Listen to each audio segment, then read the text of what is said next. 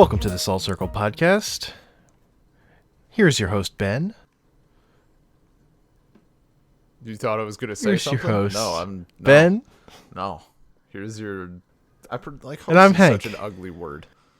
Can I be like the... I don't know, different, like, king? Can I be the king? No. Damn. You could be the Duke. Be a kick-ass Duke. The Duke of the podcast. I'm the Duke. With me is the Earl. We're here to talk about Magic the Gathering. It's going to be a good time. It's gonna be a good time. Specifically, EDH, a.k.a. Commander. Yeah. For those who don't Elder know, Dragon Highlander. Elder Dragon Highlander. The best format. Mm-hmm.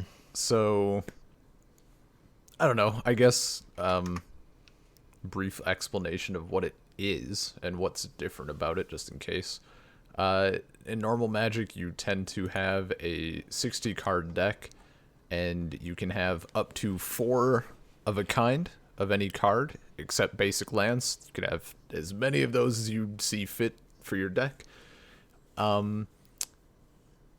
Yeah, that's... And occasionally cards are restricted to one-ofs, but that's rare. Yeah, that's not in... Yeah. In Commander, you have 100 card decks. Well, rather, you have 99 cards plus 1 card that is your commander, which has to be a legendary creature. Or 98 plus 2 partner commanders. Yeah, they've recently started doing some stuff where you can... it's an ability called Partner. If both commanders have Partner, they can be partner commanders. And you can't have 4 of a kind. You can have only one of each kind, one of each card, unless the card overwrites that. So, yeah. There's I can think of 2 cards that have text that says you can have as many of this card in your deck as you want. So that overwrites that. Yeah, that term is singleton. And there have been yes. other singleton formats before EDH, but EDH is by far the most popular out of any of those. Yeah, there are also color restrictions. So cards all have color identities, whether it be monocolored 2, 3, 4, or all 5, or colorless. And in Commander, whatever your commander is, the legendary creature, cards have to stay within those colors. So if your commander is red and white, you can't have green. Yeah, and that is mostly just for casting costs, but it also counts just symbols on the card, because sometimes Magic cards are weird, and there's some mix cost. in. But if your commander deck, you don't worry about any of the other colors. You can't put any of them in your deck, and you can't produce that mana even when stuff says produce color of any mana. I think they changed that. Did they? I believe so. I believe very recently you can make any colored mana if you yeah. Yeah, I mean that's a nitpick. there are situations where that could come up when you want to cast your opponent's stuff. Yeah. So it's generally there is that French Commander? Is 1v1. Generally, it's intended as a multiplayer format, free for all. Our minimum for enjoyment tends to be 3, and then I think anything like 8 is probably a hard maximum, and past that it's just an all-day affair. Games are just gonna take too long. So that's a thing. Yeah, I mean at this point I think 1-on-1 is just for competitive EDH kind of stuff, which is a different thing. Because the other thing about Commander is it sort of was designed inherently as a casual format. Yeah, it's a casual format, and it's kind of the draw to it, at least, well, for me and many others, is it's the format to do big, dumb things in. There are so many things that you can do in Commander that just would not work in any other format. And there are things that can be partially viable. Someone built a deck that is literally just ladies looking to the left. And it's all the cards in the deck, all of the 100 cards, maybe minus lands, involve women who are looking left. And it's not a bad deck. Like, it functions. It can do things. That's pretty great. Yeah. It's pretty special. So people will take their decks in different ways. They'll just build particularly around the commander. They'll build in certain dumb themes. Like, you can build around specific mechanics trying to do stuff. Like, there's a lot of variety with which to do stuff. The other big appeal to it is that there's a ban list that's pretty long, but like basically all the cards of Magic's history are legal with big exceptions. So it's also like super appealing to the players who've just played Magic for a long time and just like, oh, all these cards are legal and I only need to have one of each of them. So I don't have, because if we're playing real formats, you'd have to get 4 of stuff to be just hard with like splashy rares that get expensive or whatever. Mm-hmm. There's that whole other appeal to it too. And just to explain the two names briefly, EDH, Elder Dragon Highlander, comes from old big dumb legendary creatures that were elder dragons, and I forget how many there were. There were a handful. There were 5. There were 5. Okay. And that's where you get that. And then Highlander, there can be only one. I guess I don't actually know in full if this is referring to the singleton format or the fact that like you're all battling, there can only be one winner or whatever, even though it's Magic, so sometimes there's no winners or it's a draw. The movie Highlander, which had the slogan "There can only be one." Yeah, I know. That's what I'm saying. Like that's what. Yeah. So and originally the format was developed by Magic Gathering judges, like in their off time, basically. Yeah. And then, the way it was originally conceived was that everyone would play just with one of the Elder Dragons as their commander. Yeah. Eventually, the rules were broken out into any legendary creature.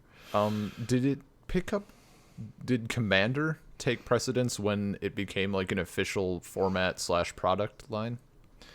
Or was that... I don't know. I don't know when that came about. I think Commander is a little... to me, it's the less fun name. Like, do you guys want to play Commander?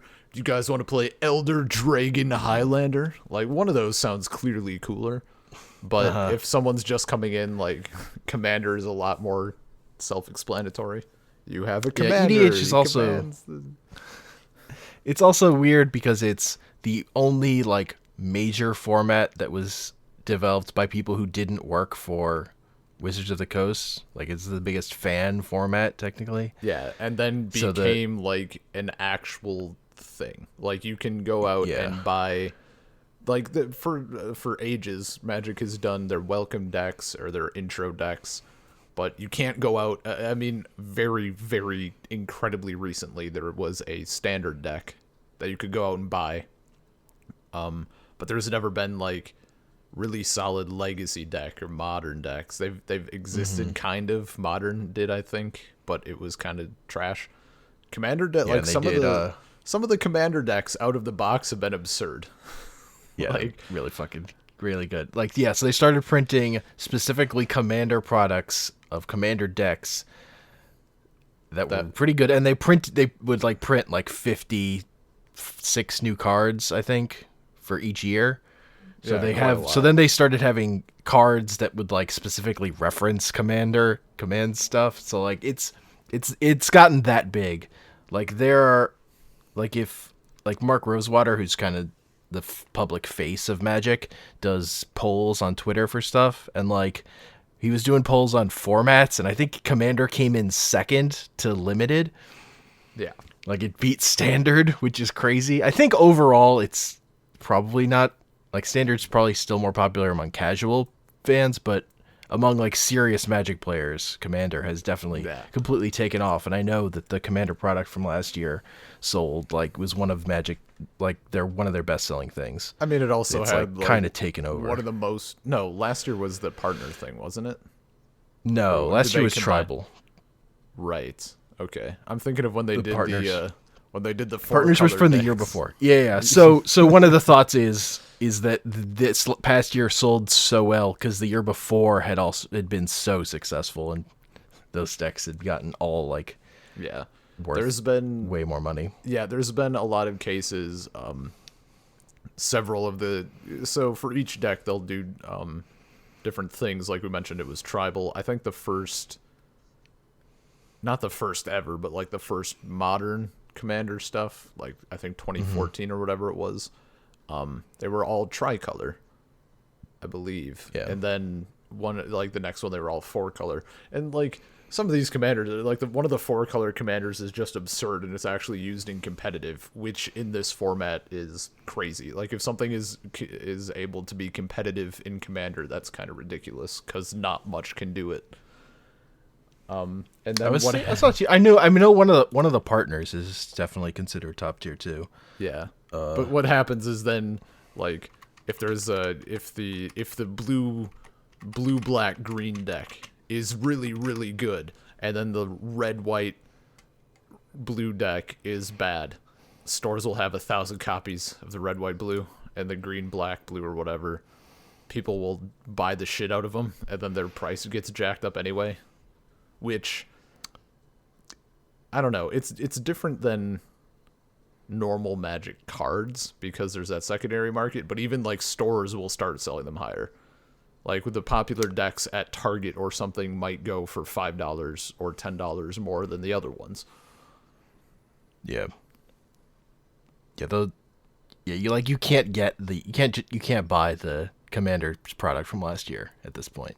It's just you can get the singles, but you can't buy the packs. Not for reasonable prices. Yeah, if you want to pay like $100 or something, you can get them. But in the 2014 one, they accidentally printed a card that saw Legacy play. Yeah, True Name Nemesis. So a 30. What's the MRSP? It's like it 30 or 35? Yeah, and 35 is the MSRP. And this card was worth like $55. So yeah. That was an issue. Yeah, that's one of the things with the set is like they want to reprint stuff, but if stuff gets too pricey, you can't reprint it because it's like will fuck up the availability of anybody to buy this fucking thing because of scalpers or whatever, or people trying to make money off of it. Yeah, and these like the sealed products are definitely they're meant to be starting points, and some of them, especially within their own little like sealed product void, like if you're playing them against each other, some of them perform very well. Like they can even with fully tuned EDH decks, they can hang in there. They can do things. They won't get stomped out, but they're meant to be a starting point, and you can add things and make changes and do whatever. So it's a very good stepping stone. Like that's how it's not how I heard about Commander, but that was my first experience, was one of these, arguably one of the better sealed Commander decks. Which one was it? I had, what's his name? Life Gain. Oh, Aloro, yeah. And it was a fantastic time for everyone who wasn't, everyone who was me, I guess. Yeah, that's one of the, the ones I hear get shit talked the most. Because it's, the reason is because it's one of the first ones that dealt with Commander stuff, so he has a constant life gain even when he's in your command zone. Every turn you're gaining 2 life, and it's just like extra value that people can't deal with directly, which is also why people have complained about this past set, which kind of doubled down on that in a tribal way. Yeah, and there's also, I think, I'm trying to think if there's one that's more notable than Command Tower, and I just don't think there is. Like, Command Tower is a card that if it can tap for any mana color that is in your commander's color identity. What this means is that you can't use it in any other format at all. Like, it can be there, I guess, but it's not going to do anything. Yeah, in Commander, it's the best land. In every other format, it's useless. Yes. So it's like to that point where they feel comfortable printing cards that literally, except in Commander, are just trash. It's an auto include. The weird thing to me is that Soul Ring became such a staple of the format and is an auto include in all these decks, because that card is also insane in that it's 1 mana for 2 mana every turn. It's just really good value. It's one of the best cards. in terms of ramp, and it's just like, yeah, no, if you're playing this format, you're just playing with this, mostly just to allow stuff to like get to your bigger stuff, because part of the fun of playing Commander is playing big dumb things you wouldn't get to play elsewhere. No, it's so like, and I still, if you want to talk, I'm gonna look up. I want to find. There was a very specific interaction that made me fall. Like, I liked Commander. I was playing my first game. It was 1v1 with Crump, and it like we were both having a good time. Like, it was a completely different experience than playing normal Magic. And there was I forget what it was. It was some spell that I played, and it's like it involves you doing something, and then if you do it, your opponent can do it, and if they do it, you get to do it again. So I roll that out, and then Crump plays like, I don't know what to call it, like a copy spell, but it copies it twice. And we just, it's like 4 a.m. We're sitting there trying to figure this out and like laughing because like we had never experienced, like we were playing casual kitchen table, like whatever Dragon's Maze packs we had at the time. So like this was fucking crazy. Like we were just dying because it was so nuts compared to anything else we'd ever experienced in the game. And from that point, I'm like, this is it. This is the format. Like, this is fantastic, and this is my favorite thing in Magic now. Yeah, so, yeah, it's pretty crazy. The thing that, so, my big, like, the bulk of my playing of Magic probably was in high school. We had a play group. I would get to school early. We would play before school started and at lunch every day of the school year, like, for most of my time in high school.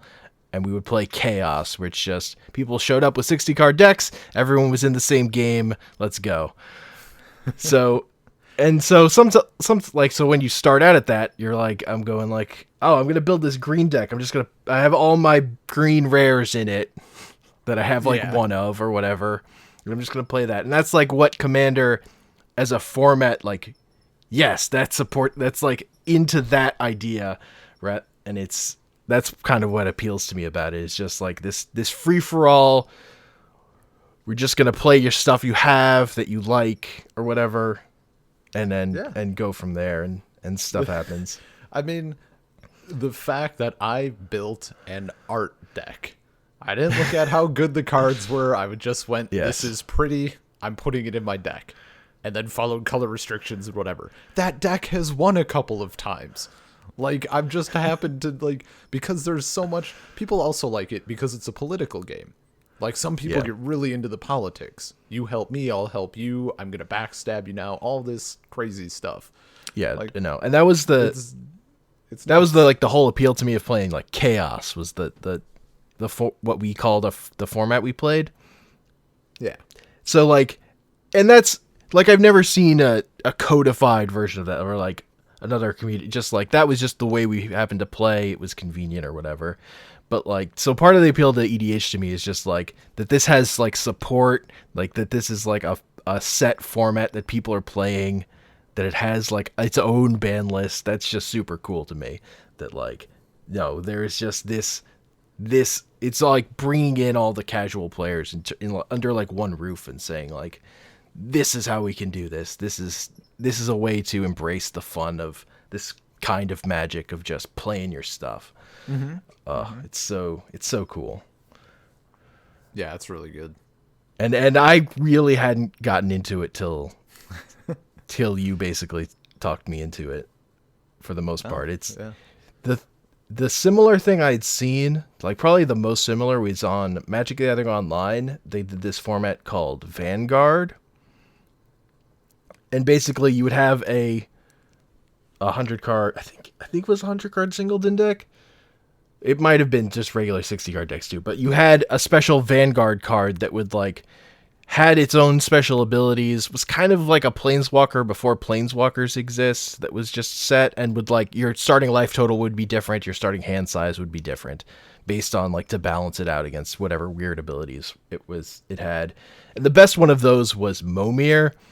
And when you built a Momir deck, you would just have your deck was all basic lands, and you would tap an amount of mana, discard a card, and Momir would then that would cast a random creature of like the mana cost of the mana you spent into it. Great. So the format was Momir versus Momir, where you're just like, yep, I'm playing random creatures. Let's see who happens to win. And you could that sounds pretty great though. It was pretty, and they had like you could like buy in to do tournaments, like it would be like playing poker, like single hands or whatever. It was pretty fun. Like this, and the strategy would be like where you would maybe skip a draw so you could get like because you would kind of tap out at 8, I think. But if you skipped on a specific turn, you could get up to casting 9 mana spells. So maybe that would be better. Because once you hit 9, then those creatures are kind of all better, all crazy. Yeah. So it was just a dumb, fun thing. But so when I first saw Commander, I was like, "Is it just Vanguard again? Like, what's I don't know. This feels like that arc of Yu-Gi-Oh where they go into the video game and have their little monster behind them. It's alternate format rules. So I was like skeptical until like we played it, and then I was no, this is great. Yeah, it's super good. And I mean, it's something. Yeah, I mean, I've really liked it. Part of the problem is finding people to play it with. Because you roll into the game store, like most of the time, probably 2/3 or 1/3, depending on the day, will have a commander deck. Like there's plenty of people, but everyone is like, nah, I only got time for like a match of standard or something, because the commander game might last 20 minutes or it might last like 3 hours. And on top of that, just like I could go weekly, I could play Commander whenever I want. The problem is that people here play Commander at a Taco Bell at like midnight. I don't want to do that for various reasons. So there's also Commander. They also do have EDH supported on Magic the Gathering Online, but that's its own weird thing of buying digital cards, and then you could play EDH against random people one-on-one, or try to find, a group. Doesn't and it maybe also have like a 3 of them will ban disconnect. list? It has a slightly different. I think it has 2 ban lists. No, the thing was it had a separate ban list for one-on-one. I think it now has 2 different ban lists, one for one-on-one and one for group. And I think the group one is probably the same. But yeah, they had to change some stuff for one-on-one because the official ban list doesn't care about one-on-one or competitive EDH. The rules committee does not give a fuck about competitive EDH. No, not even close. And I was listening to a podcast where one of the guys on the rules committee was on it, and he was like, look, I know all about competitive Magic. I'm a 5th level judge. I know way more about competitive Magic than you do. That's not what this is. If you care about that, play a different format, was basically his thing. Well, and even on their ban list as well, it doesn't say you're not allowed to play these cards. It's basically, we recommend not using these unless your play group is okay with it. Like, it's not a hard ban. Yeah. It's just basically that's also true. A suggested base for house rules. Yeah, they also have guidelines for spirit of play type stuff. I think is pretty big. Oh, absolutely. Yeah, and I'm honestly like, theoretically, and I like just following those rules they set out, because I like that idea of being in the spirit of like, if I met someone new who played this game, like we wouldn't have to like to argue about anything or whatever. Yeah, like no, just exactly. I like the umbrella of that those rules and that ban list provides, of just saying you can just meet someone new, befriend them or whatever. You want to play some Commander. It's and there is it onboards easy. You do run into shit like even like an hour play group. I don't think it's too bad, or at least when stuff happens, it's usually like there's that self-realization. Like as an example, me and Hank are playing the other day, and I cast a spell that destroys everything. It basically starts the game over. And within the Magic community, there are people on both sides of this, like half of which will say, you never ever do this unless you have a plan to win immediately after, because it makes the game go for way longer. It starts everyone over. It's annoying as fuck. Don't do it unless you can follow it up with something. Yeah. And there's the other half of the community, which is like, no, they're allowed to play whatever they want. Do it. Like, I don't care. It's EDH. Yeah. Or maybe you think this will help you long term. It doesn't matter if it takes 2 hours. If you win, then it's justified. And they're like, you absolutely have to deal with that. Like, yeah. When I did it, I'm like, yeah, that took a little bit longer, but I don't think I would ever do that in a game. I don't want my game to go for 4 hours past what it's already gone. But someone else at the table, if I'm playing in real life, someone else at the table might decide that, like, okay, we're doing this now. Mm-hmm. Yeah, and it's like one of those things of like, as I've played more and learned more, it's like learning what stuff. It's part of it's like getting stuff out of my system sometimes.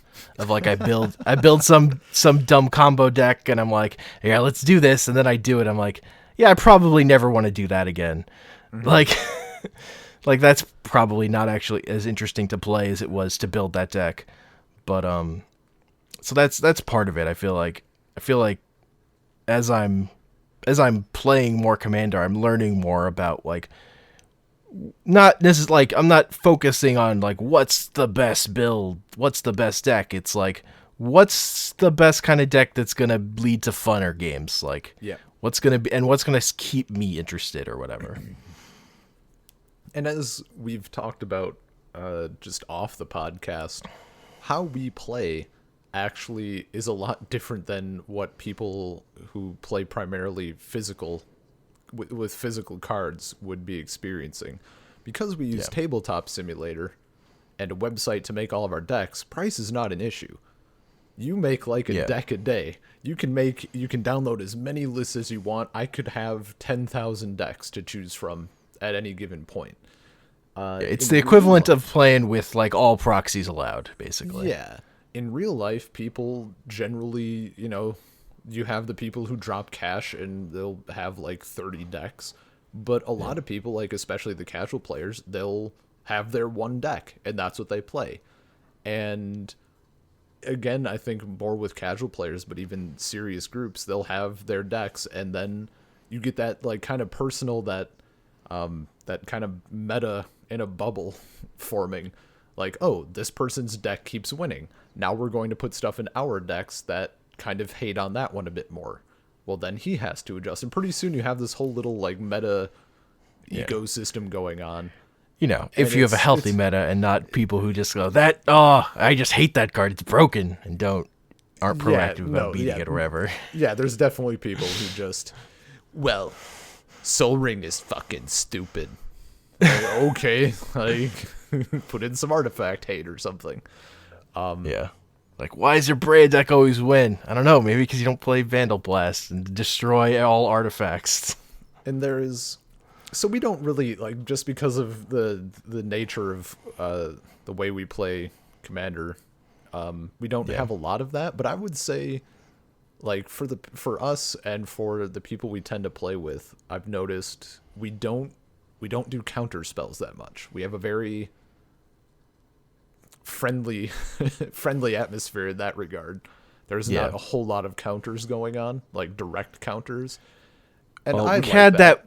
We had that one game where there was some endless counter spelling lock into a game that just wouldn't end. So that was bad. Yeah. And we've overdone it sometimes on group hug decks, of decks that are just like facilitating, but also trying to be control-y, leading to games that also just don't end. Like, that's the other thing I'm trying to learn about being better about building decks that just aren't stalling the game without a plan, because having a plan ends up being like, you don't want to be too aggressive and like just try to win on turn 2 or 3 or whatever, but not being able to win it all and just having ways to stall also isn't great, because that just means your game is just going to keep going without focus. And that So that's a learning experience. what's good is like it was me and you. We each had those group hug decks, right? Yeah. And that took forever. What's Yeah, important they is interacted badly. What's important is that, well, for me, I was like, yeah, I'm just not doing this again. Like, this is not a style I enjoy playing, and also, like, everyone else was miserable to some degree. Yeah. There are people out there who would be like, but my deck won, so I'm gonna do it. Yeah. Like, they will just do this. It's definitely a thing. I had a friend, and I've definitely learned about myself. I was like, the decks I like building aren't always going to be the decks I enjoy playing the most. It's just a thing I've learned about for sure. My tendencies as a deck builder and what I like end up honing in on in terms of specific card interactions. It's like, yeah, I like more variety, but when I'm building a deck, sometimes I get a little caught up on specific combos. We also there's also an element, I think. Well, no, it definitely is more prevalent than in other formats of Magic because it's multiplayer. You have grudges that some people can just get way too into. Like, I don't think it's terrible for us. Like, I've definitely been guilty of, like, well, Hank fucking destroyed my whatever, so next game, doesn't matter who's in the lead, I'm taking Hank out. And then I lose because it's not good threat assessment. But there are people, I've seen so many stories like on Reddit and even some people in real life just, talking about stuff. Like someone destroys someone else's soul ring on turn 2, like they have a naturalize or something. And then the person whose soul ring got destroyed just keeps fucking targeting the other person for years. Like anytime they play, just nope. Destroy this. Like, doesn't matter. I'm like, seriously? I don't know how you play with someone like that. It's just terrible. Vengeance. Some people get that way, man. It's crazy. Or like, I guess it kind of goes back to meta. Like looking at a commander. Like if someone sees that someone else has a sliver commander. Well, nope, not letting that happen. And then just everything gets countered. But sometimes you might play a sliver commander without having slivers. If you want 5 colors, for example. Yeah. Some commanders just draw hate like that. Some commanders definitely draw hate like that. Yeah, because one of the funny things about Commander is just, it is that thing of like, if you're the aggressive player and you're just like, I can kill someone. Yeah, but can you kill everyone? Because if you can't kill, if you can only kill one person, you're probably going to lose immediately after doing that because you've fired off your stuff, you've spent your resources. So it creates weird situations of people not attacking, like combat. Combat in EDH can get weird of people just like, yeah, I'll have a couple. I just want my creatures, so I'll just while I'm doing other stuff. I got stuff I'm working on in the back, but this is just for show. Everyone is trying to put on a face to make it look like they're doing something, but then behind the scenes trying to set up the real win con.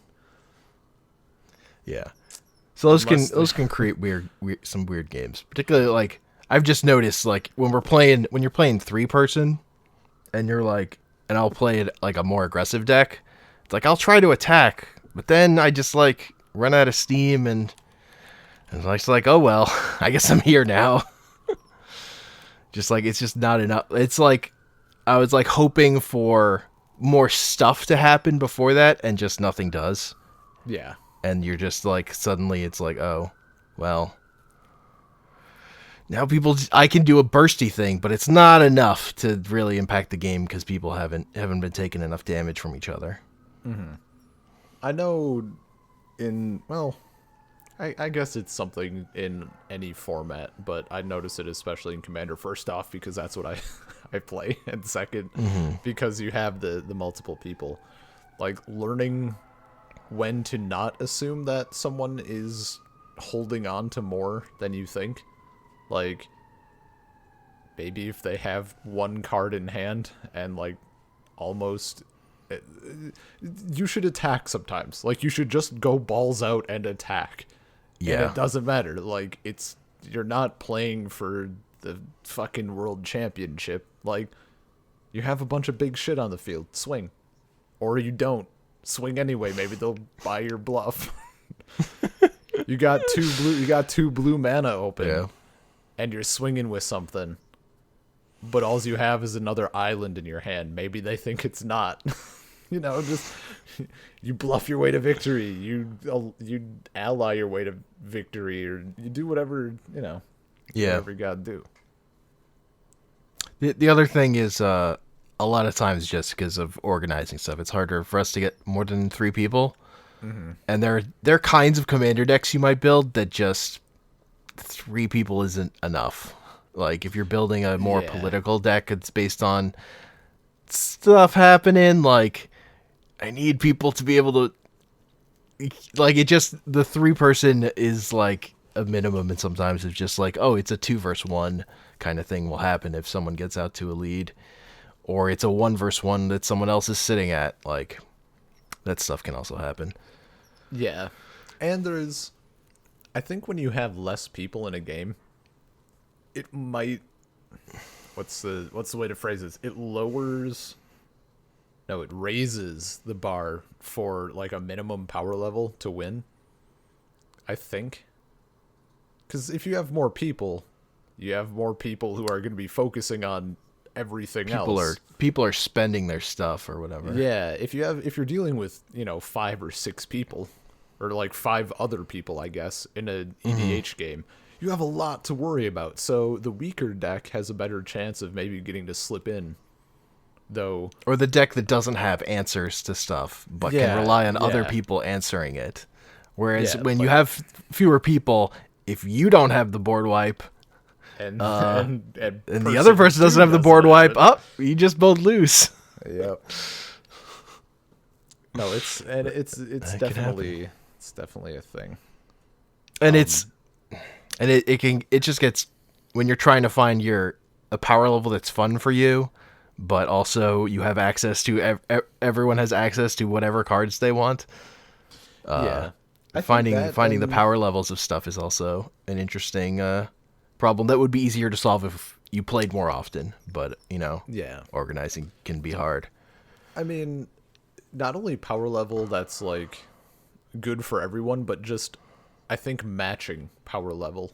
Yeah. Like some people refuse to lower their decks and like lower the power level in their deck. Like, yeah, it's great that you're using all this absurd stuff, but like the other 3 people you play with are using the pre-built decks and don't have all 10 original duels, 10 shocks, 10 fetches, and like a fucking Imperial Seal, which is like $600.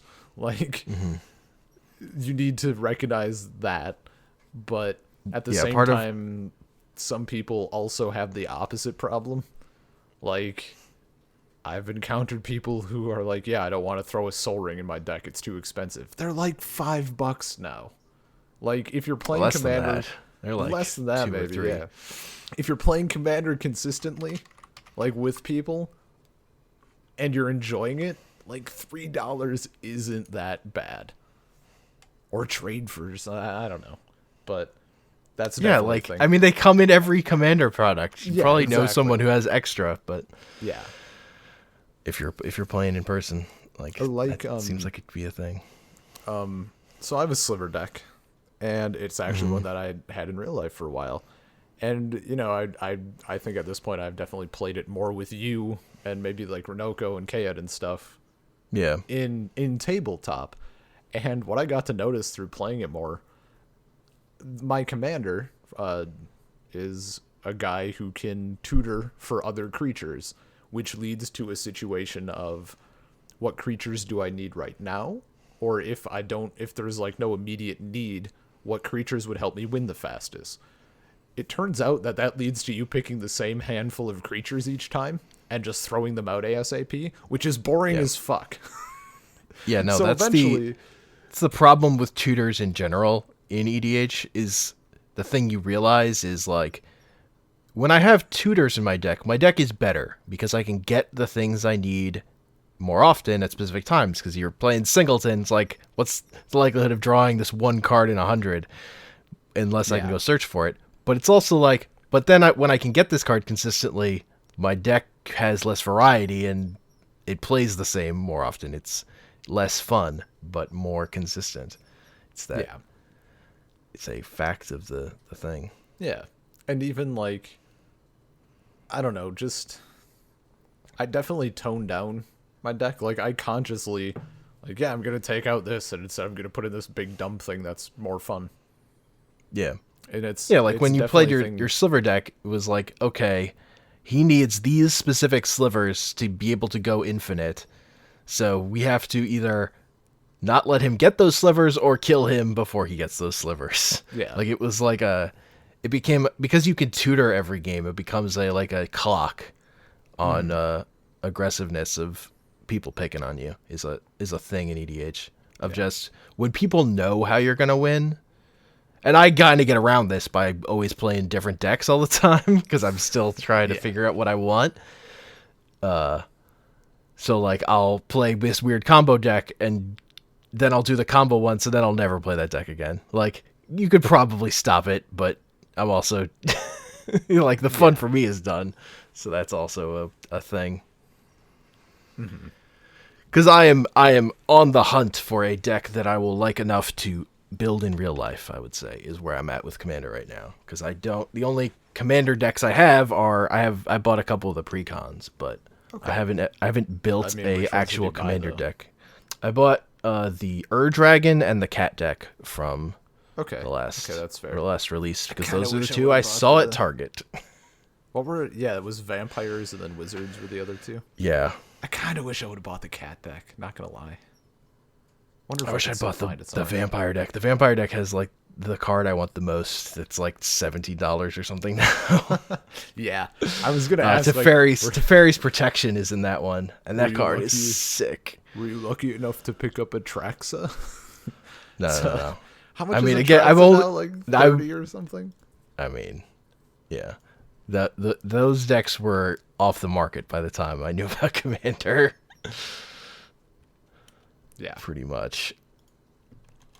By the time I had enough interest to look at them.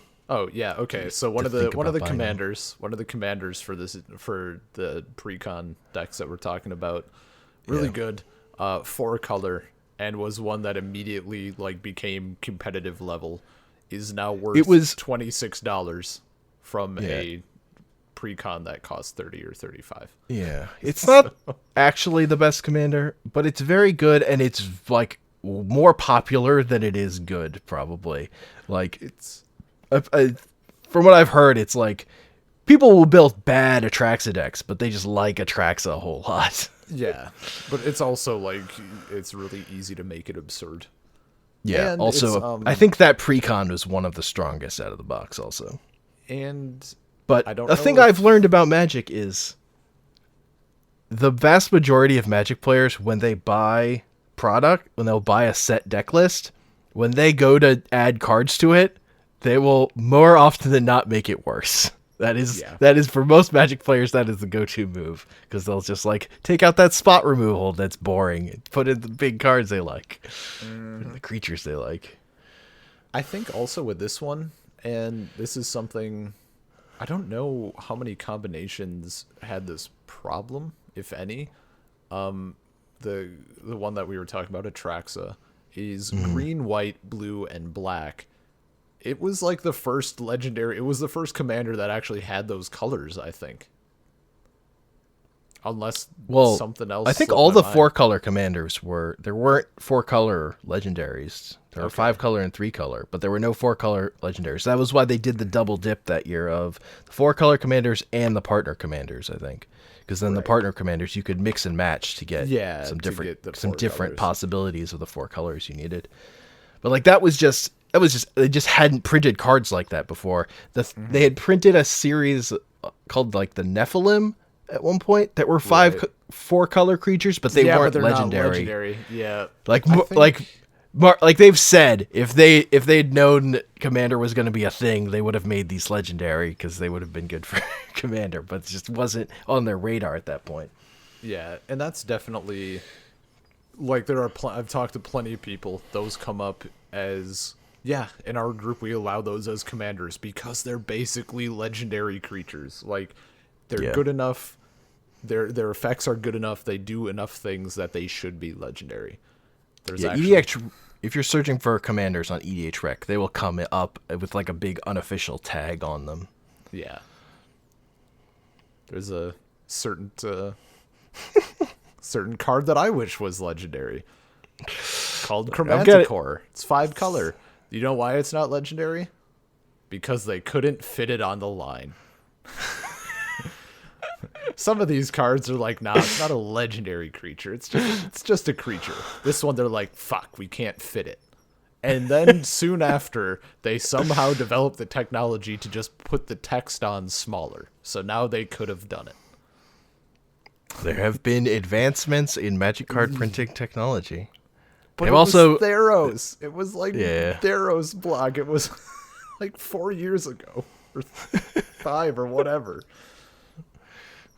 They're getting more and more bold about messing with card frames. I mean, they're on the record as this. But still, goddamn, I'm very salty about it because I really wanted it as a commander. You should be salty. I am. Whatever. The next time we play, I'll probably just say you should use it, unless people object. Kidding. I mean, I like what you've done of like having the alternate commander. Like I actually like that idea of showing up, rolling in with like, okay, this is the commander I want to use, but it's technically not legal. So here's my back. As long as you have your backup right there, that actually makes more sense to me.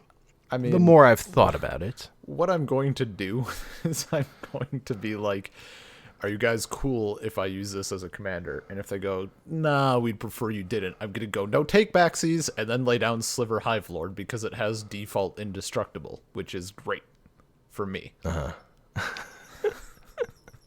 So I win either way. I am only mildly disappointed at using Sliver Hive Lord. Plus I have it in foil in real life, so nice. It works. I don't have Sliver Hive Lord in real life. I do have 2 Sliver Queens, though. Nice. I recently unloaded mine. And I have a Sliver Overlord, the tutor one. Yeah, that was my original fella. And I have a Sliver Overlord out on Magic Gathering Online, so I did build a 5-color commander deck on MTGO just to mess with just like with the cards I happen to have on MTGO because I've played that a lot over the years, mostly doing sealed and draft. Because if you have to pay for cards, it softens the blow when you can always play your product for more product. You can always gamble it on your own play. Yeah. That takes the sting out a bit. I don't know why. This is just making me think of like the couple of times that I played with random people. Mm-hmm. Or not, sometimes not random, but just like sometimes there'd be like, I don't know, there was a couple of cases of like an online friend that I'd met for the first time in person and then like I'm friends with them meeting at a tournament. Mm-hmm. So we played then, and a couple of times like at the local game store, like people would come in and play some random games of Commander. And I don't know, like it was definitely one of those cases where I was very obviously new. Like the other 2 or 3 people at the table were obviously new. And then Guy comes down and just like, yeah, I got a Super Friends deck. Like infinite Planeswalkers on turn like 4 or whatever. And then I'm like, really? Like, yeah, I don't know why I just thought of that.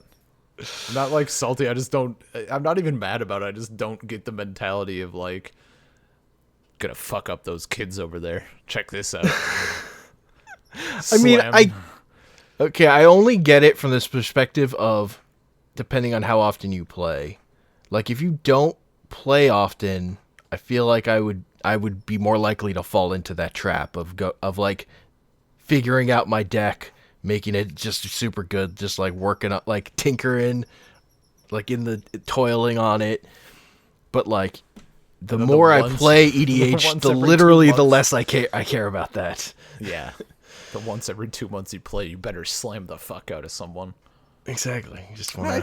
I actually do have a friend like that. But also, it's also a thing of like if you've played other formats of Magic, they're like competitive formats where you're trying to like do the stuff the fastest. So it's sort of like that can be just ingrained into you of like trying to do the good things, like trying to break stuff or whatever, do stuff fast. Yeah. So I also see it from that end. And I guess now that you phrase it like that, like one of my friends, definitely that's how he plays Commander. Like he almost doesn't play Commander. Like he buys and sells cards for a living, so he has a Commander deck that's worth like $10,000. Yeah, and is like perfectly fucking tuned. And one time I'm like, "Yo, do you want to play Commander?" He's like, "I don't play Commander for fun. I play Commander when I want to kick someone's ass and leave." I'm like, "Okay then." So like once or twice a year he'll play Commander and win, and that's it. Like he got his fix.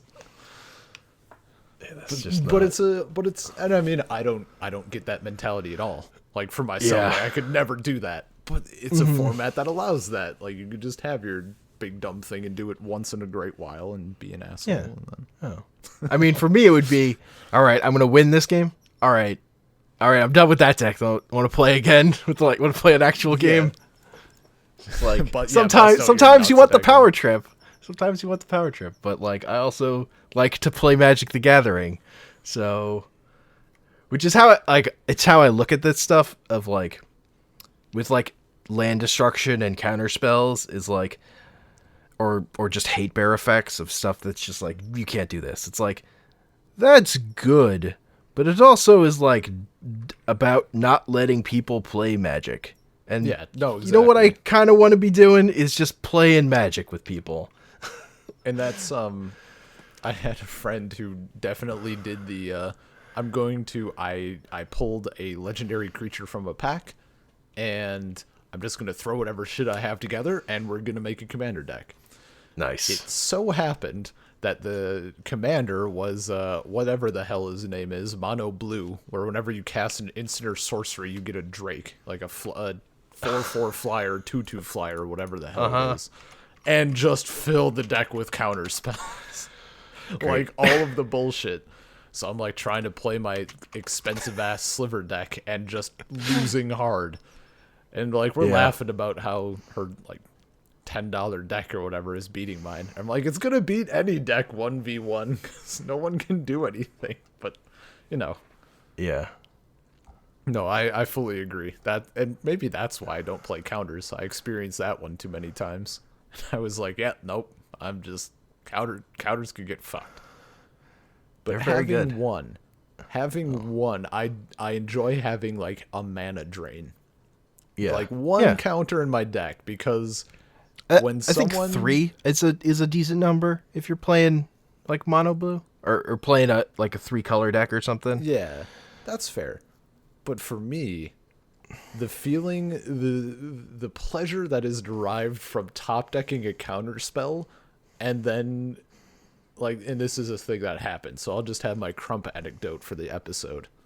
Maybe I guess technically my second one, but we're playing a game. Board states. Just loaded. So much shit. My side, Crump's side, other guy's side. It's just nuts. As happens late game. And I'm a little bit in the lead. I have enough slivers and whatever other bullshit to just barely start like killing whichever one of them off first. And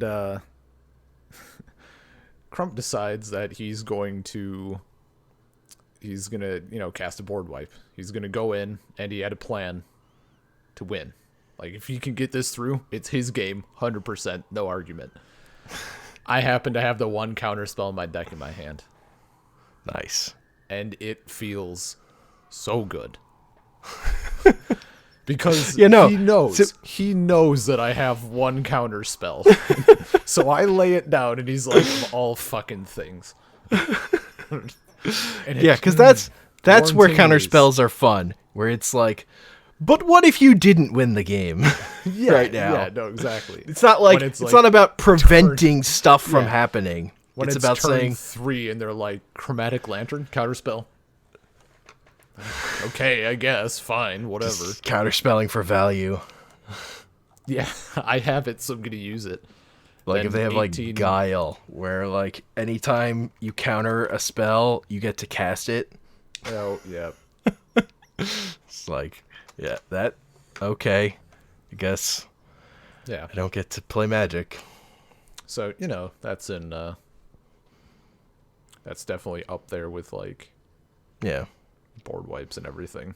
There's a time and a place, and there's probably a sweet spot. Yeah. Like my favorite Magic moment was when I stopped my friend from winning the game while he had infinite turns, because I had Glacial Chasm, which prevented me from taking damage. And he didn't have any other ways to kill me. That was fun. It's a memorable game of Magic. Yep. And there are, I remember discussing that, because there are people who, I have infinite turns, or I have infinite mana, or I create infinite tokens, and technically, like, for anyone listening, according to the rules, you can't actually do infinite. Like, if you make indefinite tokens, you have to declare a number. It can be whatever number you choose, but you have to make a number. Yeah, you demonstrate the loop and then you do it over and over again. Or if you're playing Magic Gathering online and you actually have to do it every time for every instance. Yeah. But there are a lot of people who, I have infinite mana, and then they like start to shuffle their shit up like they won the game. Like, can you do anything with it? Like, what are you have one card in your hand. What are you sitting on?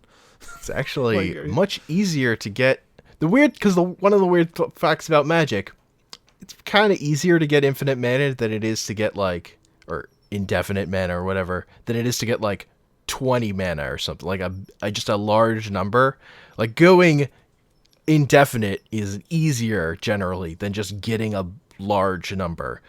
So it's not that hard. It's just you also have to have the card that lets you win when you do that or whatever. Like there are cards, like if you played, one of the reasons one of the partner commandos, Thrasios, is a top tier commander is because he has an expensive ability that lets you draw a card for colorless mana. So if you have infinite mana with him, you just draw your whole deck. And then if you have infinite mana in your whole deck and you can't win, what are you doing?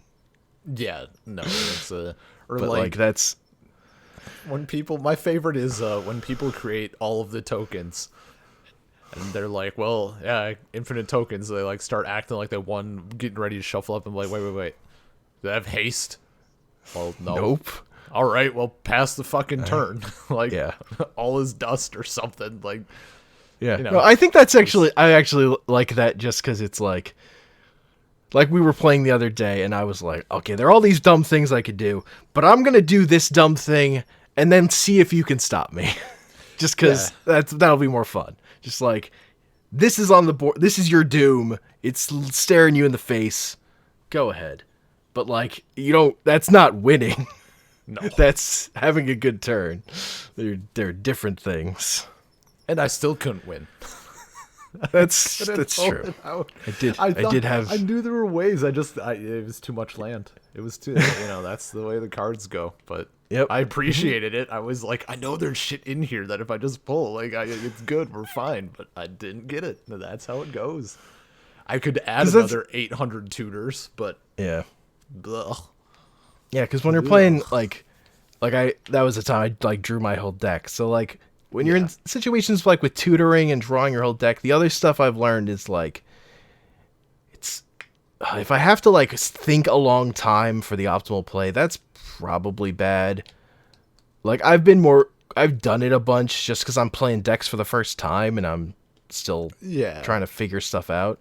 But, ideally, you're not spending time on this. You're just this seems good. Let's do this. That seems like a better general way to play Commander, I think. And see, that's what it definitely hit that way with my sliver deck. Like, it just got to the point where every single instance of something, I'm like, yep, this is what I need. And then you get that thing. And then comes it gets kind of blah. Yeah, like I remember I had a way to kill a player, and you were playing your silver deck, and it's like, if you play the thing or you can do anything at instant speed, I have to kill you. Like, it just has to happen.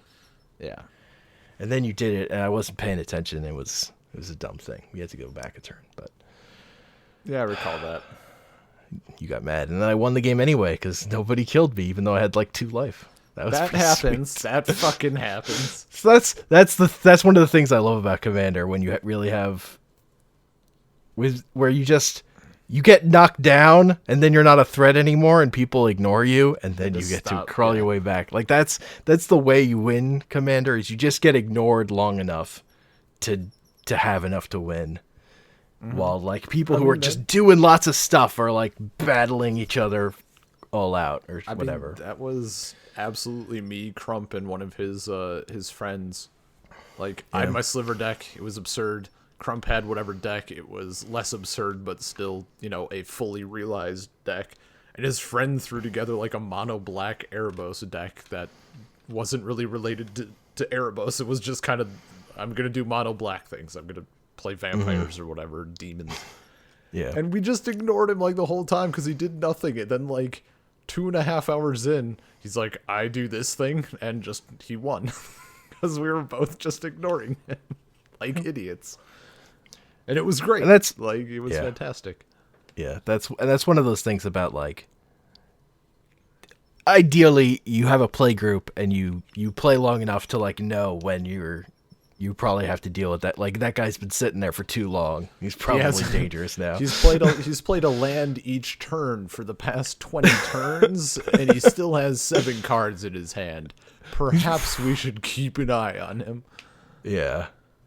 But, that's one of those, like, it happens. And that guy gets that one win, and then... Yeah, no, like, I think that's the only time we ever played Commander. It was just a one-off thing. So, like, he has a 100% win rate. Nice. Like, the problem is when, like, you have 2 decks that don't do anything, and then the third deck is, like, doing... You're just like, oh, well, whoops. Nope. Mistakes were made. Yeah, and I've been on the other end of it. Like, people have ignored my sliver deck because I've been, like, I happen to be mana screwed. But, I was in the game store, Crump walked past, and I like leaned back at him and showed my hand. Like, once we hit 2 green, I'm good. And then I hit 2 green, and I won. Yeah, and I feel like that's also definitely a thing that would be like, if I played more fun to play with, is the idea of like building decks that don't look scary, but are are scary. Like, because your commander dictates so much of like what initial impressions of your deck is going to be. So like if you're playing really good commanders, people are like, all right, I know the thing you want to do. If you play a nothing burger commander, people don't know what your deck wants to do at that point. Yeah, no, there's and I mean there's 2 different ways to go about that. Like, the first way is, oh, I'm gonna play stupid nothing commander that's dumb, and then the rest of the deck is absurd. Or you build a thematic deck that actually happens to be really good, like you were talking about with the ladies facing left. Yeah, or like everybody realizes just how many good ladies are facing left. Exactly. Or someone else had one recently. I saw on Reddit. They called it like sitting pretty. It's just ladies sitting down. It's apparently also pretty good. I love that shit though. Like, that's what I think. Seeing ladies facing left, like, that's what made me. I was like, I could do like an art themed thing like that, and then I'm like, I just kind of want to do a good art deck. I just want to do a pretty deck, and then I did it. And Yeah, I've been trying to get myself to build a thematic deck that's not about a mechanic, but I'm just so mechanical focused with Magic. It's been hard. Just only use vanilla creatures.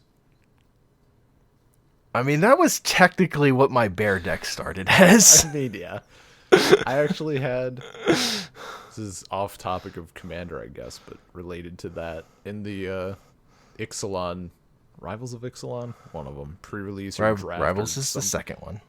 Yeah. I forget. No, I think it was at a draft. Post-Rivals at a draft. I was just playing and, like, some dude, one of my friends walked by and I happened to only have, like, vanilla creatures on the battlefield, and the other person just had tons of crazy shit that did anything and everything. And my friend walks past and he looks at my board and he's like, "This guy's playing Magic. Vanillas across the board. I respect it." I'm like, yeah, I guess. Like, it's the purest form. Pure. I lost hard and then went to the bar. That's how that ended. So it felt like Commander anyway. Yeah. Yeah, I was listening. I was listening to. I think on the last episode of the Command Zone podcast, say quality podcast about Commander that I like. Mm-hmm. They just offhandedly mentioned someone who had a bear deck. It's just like, yeah, and his like, it's like he just wants to win with Grizzly Bear. It's just like nothing else matters. Just he's Grizzly Bear wants to win with it. Like nothing burger card. Like 2 mana 2/2, most basic thing. My bear deck has got kind of out of control. Lost. It really has. My desire to do stuff is too strong. Hank's bear deck is a shining example of what EDH is. He started out just wanted to attack with bears, and now the bears fly. And you can throw other things into the air and then kill them with bears, or you can it's take mostly the bears and pull things down. Predator flagship. It's mostly just Predator flagship is really good. His bears are flying ships. They're carrying banners. They're doing all this crazy. It's very EDH-esque. Still, I can play that deck and it doesn't do anything. Sometimes that's true. It has to be able to sit there long enough for me to get like the cards. The problem that I have with how I have that deck built specifically is that I like start tutoring for these specific like 3 creatures that aren't bears to win. That like he's saying that sometimes it doesn't do anything, but I have several vivid recollections of him having like 2,000 bears on the table. So that was amazing. Like when that bear deck goes off, it was the best. It was my favorite. One turn he had like 6 bears, and then the next turn it was infinite bears, and then like okay. Look, Slate of Ancestry plus Words of Wilding plus Gaia's Cradle. Yeah. Is very good. The other problem with that bear deck is that it relied on Gaia's Cradle, which is way too expensive and I don't have one. Yeah. But Growing Rights of Itlimoc, functional reprint, I could potentially build that deck now, which is I've also been thinking about. But I do want to get it to a point where I'm not relying on these creatures that aren't bears so much. Mm-hmm. The part where I'm always tutoring for the same creature that's not a bear is, I think, the part of it that bothers me the most about how that deck is currently built. Yeah, it's the problem is I just like the card I get. I just love that card. It's one of my favorite cards, so I don't feel as bad about it. But I think that's when power creep takes over and we get a 2/2 for 1. Or those exist. Do they? I can't. In white, yeah. I guess, yeah. That's like a white thing, or there are, or they have some. They usually have some downside. Yeah. Like there's just a vanilla 2/2 for 1. Vanilla 2/2 for 1 is, I think it might be legendary. That sounds right. It's too good.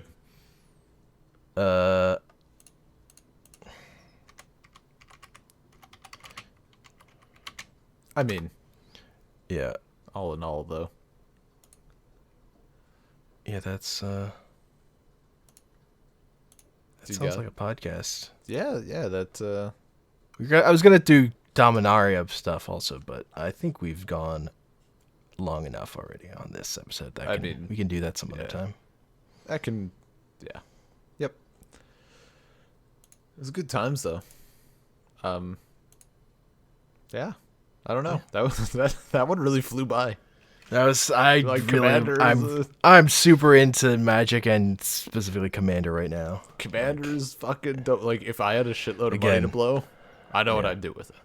I mean, I've just been theory crafting deck after deck. Like, it's just all I want to do. Like, I haven't been playing video games at all. I've just been, if I have free time to myself, I'm just brewing decks. Well, that's because there's so many. I actually, like, my dream, and it's like, it's kind of stupid for real life, I guess. And I could do it just digitally for now, and then if I ever have reason to, in physical cards, I could do it. Is the 32 challenge, where you have one deck of every color and color combination.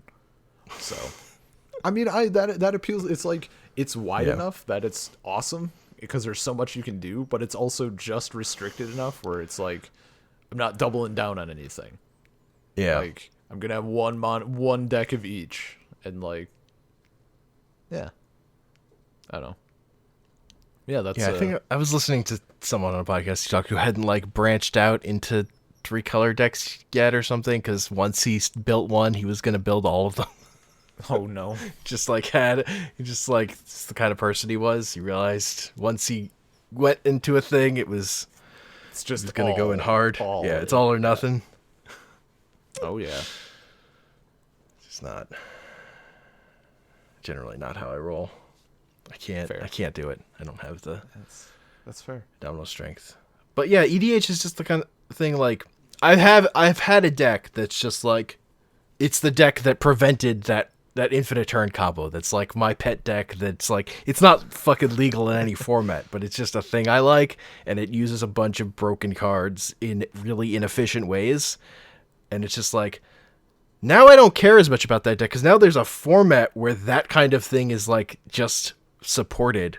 So I'm like super into that. I'm just like so into Commander. And I just like, right now, really my focus is deck until I settle on one that's like, I'm going to buy. So I'm also been looking at limiting price on stuff I'm building, even though it's tapped out and I could do whatever, just because I'm only using the super expensive cards if I already own them. That's fair. I mean, I do have like my recent kind of, I don't know, it's my deck that I'm really into right now, my enchantment deck. Yeah. Like, I definitely have my list for playing with like playing on tabletop, and then I have I have it actually built, so I have that real list because I don't have thousands into it. Mm-hmm. Yeah, that's fair. And it's surprisingly similar. Except for the land base, it is roughly the same deck.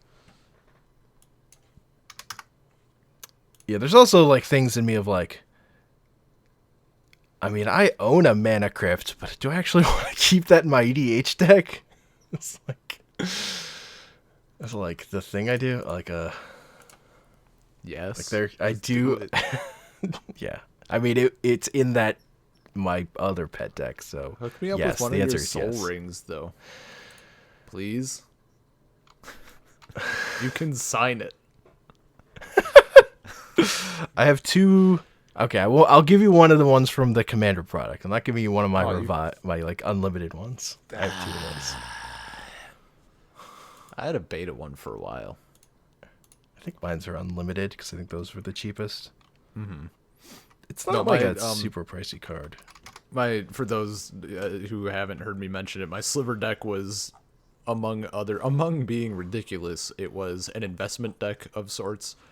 Not that I was holding it super long term, but I balled out on basically every card, and at the end of it, it was worth like $3,000 to $4,000, a little bit more, give or take, changing card prices.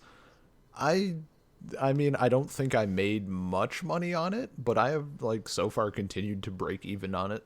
So, yeah. I mean, the problem with those, that was kind of the point. Yeah. The problem with those revised Soul Rings is their white border, though. I mean, yeah. So they're obviously garbage. But there's depends on who you talk to. There are Yeah, people who also will only like will that's like a thing erase. Too. I'm gonna erase or I'm gonna build a commander deck only with white border cards. They have to be white border. If they don't exist in white border, I'm not using them. That's. Another... I mean, a deck of all old card frames. If I were building a deck in real life, would be a thing I might think about. I highly gravitate towards the newest card frames when putting stuff on tabletop, just because of readability. Oh yeah, yep. Like particularly when you're looking at them on a computer, the new cards read way better. Yeah. Even though I liked the old font they used to use more, where H's were always lowercase, just in that typeface. I like that quirk. Yeah, the newer frames are just easier to read, and I get mad whenever there's. It's also like surprising like how many cards they've put in those new borders. Like some of them are only digital, like they did like for Tempest Stronghold, Exodus block. Yep. They did remastered versions on MTGO with the new borders. They look nice. They look so good, and I'm glad that the Frogtown that we use can pull in those images, because those are super good. There's some things it doesn't pull in, but those it does. Yeah, we've digressed. Yes, I mean we talked about more Magic. Fuck. Yeah, it's gonna end the podcast. Oh no! Whoops. It's like someone played a counterspell and we didn't win. Oh, we took an extra turn. No, we could have. What the hell is Final Fortune? Do a sub podcast. That was what part of that was part of the plan, I think. But I'm foregoing that. Yeah, I'm gonna counter that Charizard or whatever. No sub game. All right. You can email us at saltcirclepodcast@gmail.com. Find us on soundcloud.com/saltcircle, on iTunes, Stitcher, Google Play Music, all your various podcast feeds that pull from those sources as Salt Circle Podcast. We're on Twitter at Salt Circle Pod, and I'm on Twitter at Comic Panels. I am on Twitter at bean_LP. If you ever want to, like, if anyone listening wants to play some fucking Commander, hit us up. Yeah, all you have to have is trouble. We have so much trouble finding a third. Yeah, all you need is Tabletop Sim. All you need is Tabletop Simulator, and just play with us. You're It'll golden. Be fun. It'll be Internet good times. And tabletop. That's all it takes. Just want to play Magic and have fun. We're willing to, we're willing to teach. We never played Magic. We want to get in. It's a bit of a weird format to start with, but I don't know. Totally. Down. I have seen Ben give someone the wrong deck with which to teach them. Just overcomplicated. But it was definitely. I have. Now that I'm more familiar with the format, I would say I have a better idea about how to help along in the teaching process. So I think we could do a better job than when we tried to teach Paul. Sorry, we failed you. Much like Yoda failed Anakin. I think for new players, I would say decks that don't have so much instant stuff would be where I would start. Just straight face smash in Magic. Alternatively, if you've been fixing for some Magic and don't know where to, no good game store or friend group or whatever, like, also hit us up. New, experienced, whatever. We're down. Yeah, new. We just want to play Magic. I'll play Magic against you on Magic Gathering Online if someone has a Magic Gathering Online account. I absolutely won't, because I don't have Magic Online. Arena's gonna be a thing soon, so that'll be Arena will be a thing soon. That'll be a thing. All right, that's a podcast. That's a podcast.